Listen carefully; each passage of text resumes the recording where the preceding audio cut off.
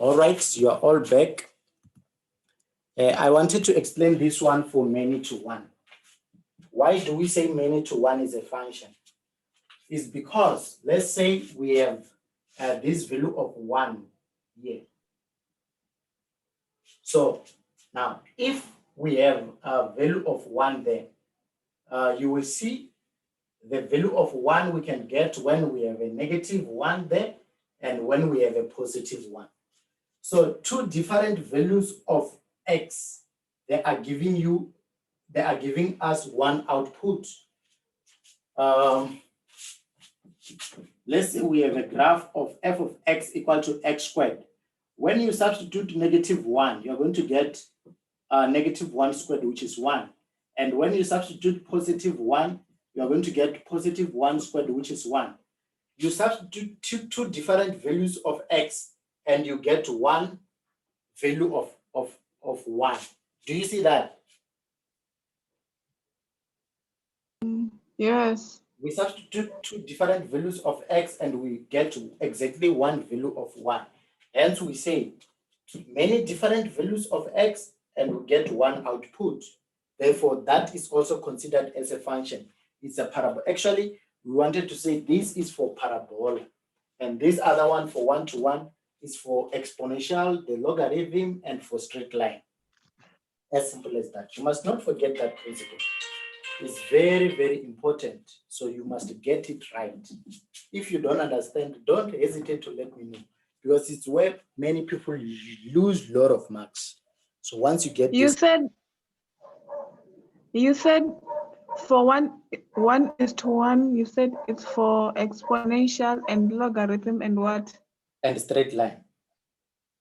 Okay. And then for many to one is for parabola graph and cubic, of which I haven't done cubic as yet with you.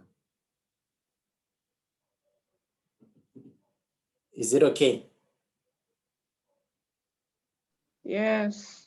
All right, let's move on to the next question, of which is talking about the reflection. If R is the reflection of P in the line y equal to x, write down the coordinate of R.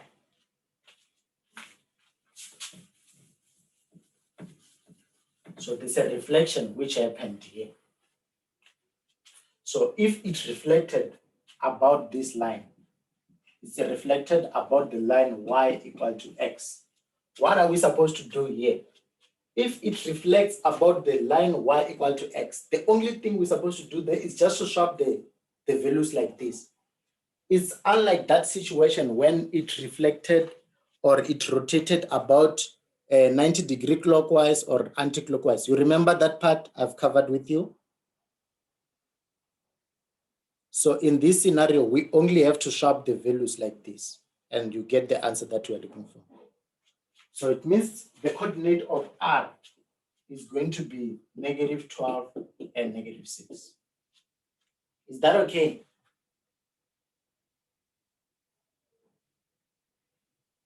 Are we together? Yes. Yes. And this R is on the graph of inverse, and then the F is on the graph of F. All right. The next question then it's about calculating the value of A. Is this value of A that we have? So you can find the value of A by using the coordinate given on that line. So we're given coordinate P as -6 is to -12. So where we have X, we substitute -6, and where we have Y, we substitute -12. So Y in this case is represented by F of X. So we're going to have -12 equal to A into -6 squared.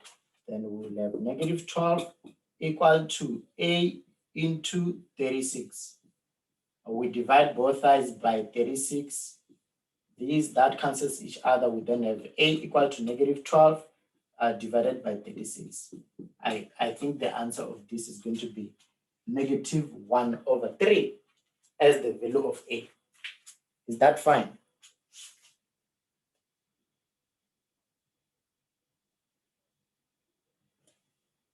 Are we together? Yes. Right? That is how you get the value of a. You only need to substitute your coordinate back into the original function. And then from there, you simplify until you get a as the subject of the formula. So now let's go to the last question, of which is about getting the inverse. Let's get the inverse of this graph of f. So we now have the graph of f equal to negative 1/3. We substitute the value of a we obtained there, and then x squared. So let's get the inverse of this function f. This is how we're going to get the inverse. Where we have f of x will replace by y. So we'll have y, which is equal to negative 1/3 x squared. After having that, what do we do if we're looking for the inverse? We interchange them. Definitely, we have to interchange the values. So where we have y, we substitute x, and then where we have x, we substitute y. So we're going to have something like that. We have done that, and then what's the next step after having that?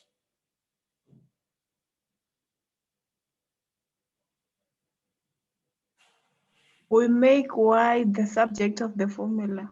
Yes. How can we make y the subject of the formula in this situation? We first divide by 1/3. Yeah, we can divide by 1/3, or you multiply both sides by a 3, so that this 3 we have here cancels with that 3. So we'll have 3x, which is equal to y squared. And this is the same as y squared equal to 3x. And now we can root both sides so that the squared and the root cancels each other. And we'll be left with y equal to, the root goes with positive and negative. So it means the answer we're interested to here is y equal to positive negative root of 3x, of which we can write as the inverse of f. So inverse of f is equal to positive negative root of 3x. And that's all. So, Yes. so where does the negative go to? Oh, yes, you are very right. The negative is still there for a. We have to have the negative in this case. So it means we'll multiply by -3 both sides, so that negative becomes +3, and 3 cancels each other. So we're going to have the negative there. Thank you for that. I forgot the negative, but the negative must be there. Is that okay? Yes. All right. Ask me any question about functions, and I will clarify you.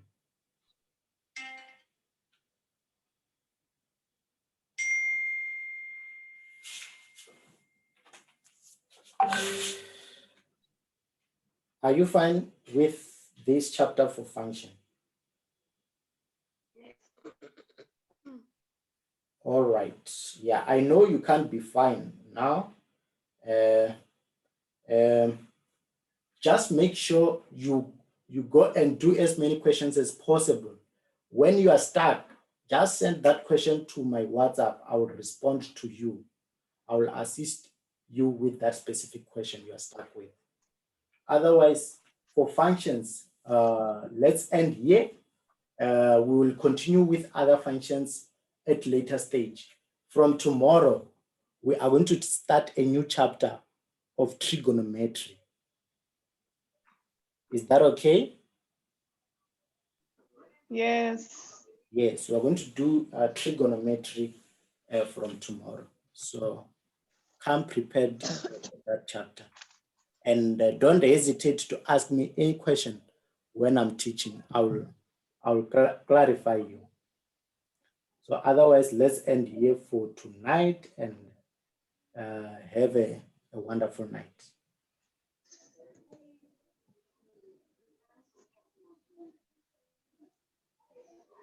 Yeah.